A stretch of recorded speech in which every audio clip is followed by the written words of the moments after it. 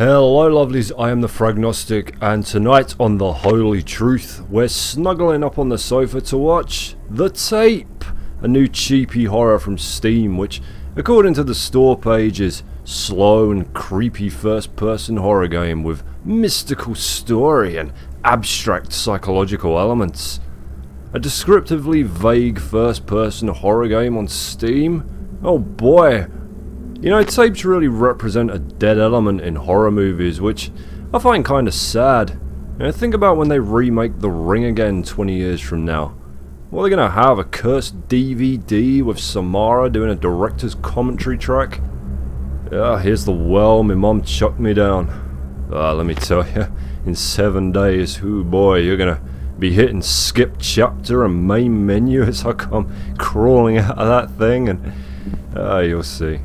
Although I will say, if you're watching this on an iPad or a portable DVD player, you're going to ruin the effects, so go and find the biggest TV you can, because I had to dislocate both my arms to crawl out of an iPod Nano last week, and honestly, it's not clever, it's not funny, I will fucking get you in the end, so just don't be a dick about it.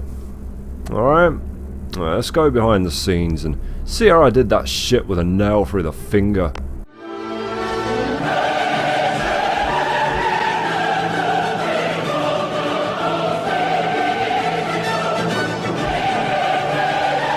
The Tape crams you into the shoes of a private investigator attempting to track down a missing woman in the anonymous belly of rural America.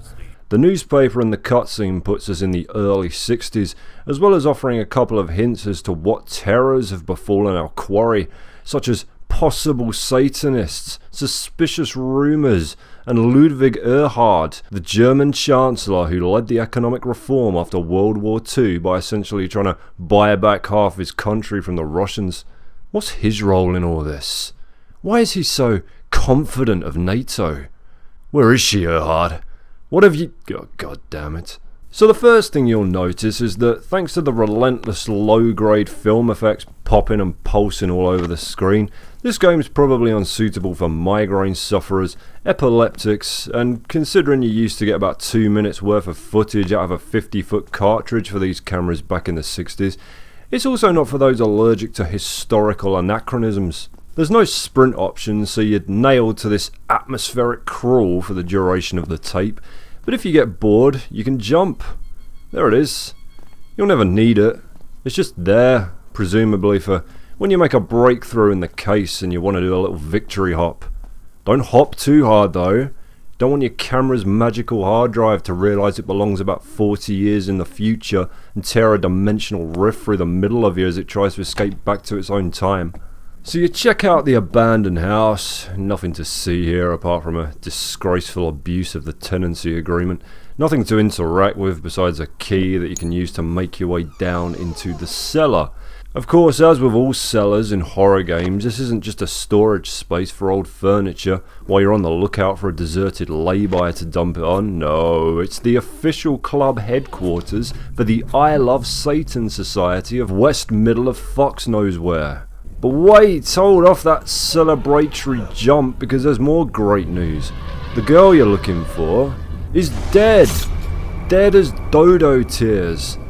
Even after knowing this, the tape forces you to carry on because her family paid for a body, goddammit, and we've got to get it before these crazies eat it or turn it into a clock or something. And it's here that after an extended spell of corridor wandering, the game asks you for some form of input besides holding W. Now you've got to hit S sometimes because these wacky cultists are wandering about all over this crazy maze. Don't let them catch you, they'll stick all your blood in a bucket and give it to their goat god. Whoa!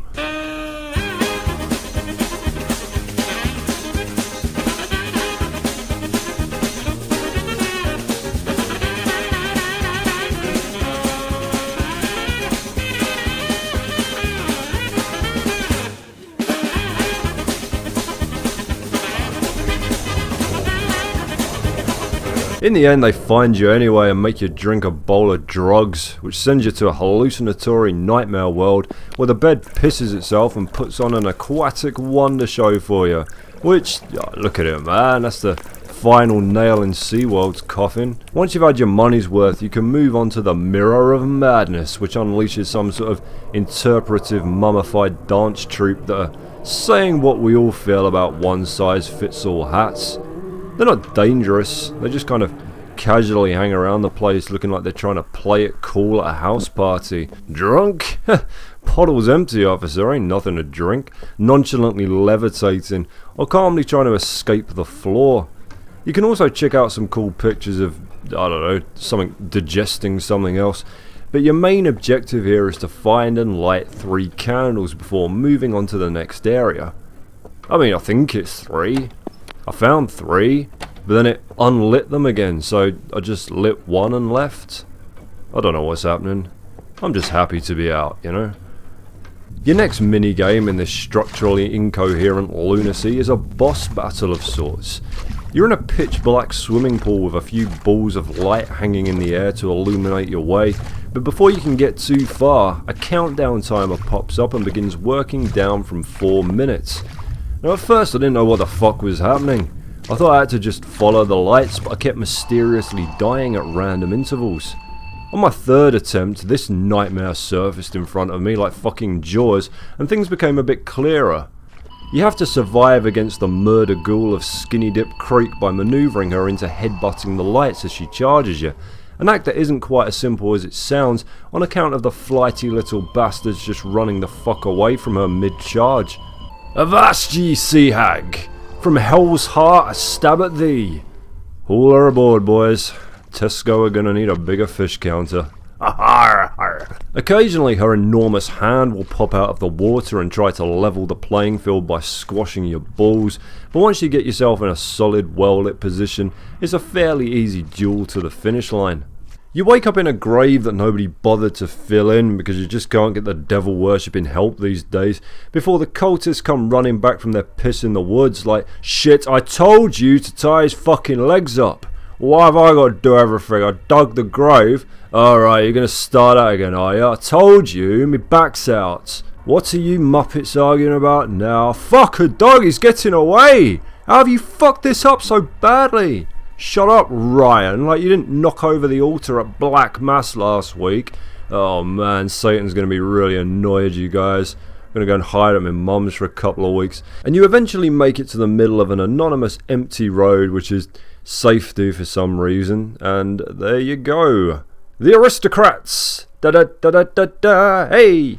For £2.50 there's some decent ideas in the tape. Nothing to hold them together, no sense of cohesion or significance in literally anything that happens, no explanation at any point as to why I'm watching these disjointed events unfold through a camcorder, which in so doing makes the whole thing feel like a cheap gimmick rather than an integral part of the plot. But it manages to summon some limited atmosphere, and the boss battle design is pretty cool and probably worthy of a much better game than this. But wait, don't go away. It seems like £2.50 goes a lot further with the tape than it usually does on Steam, because we haven't even ventured into the bonus levels. Hermagir bonus level. In actuality, they're 3 minigames based on various points of the playthrough. In Dark Water, you're back in the sea battle chamber, but this time you control a fixed camera, using the floating lights to keep Soggy Sally away from you. It's so pedantically easy that the only way you could possibly lose is to fall asleep, which I nearly did. So let's move on to Dungeons of Terror, a Five Nights at Freddy's style romp where you switch between the viewpoints, collecting pages and fuel to keep your torches lit.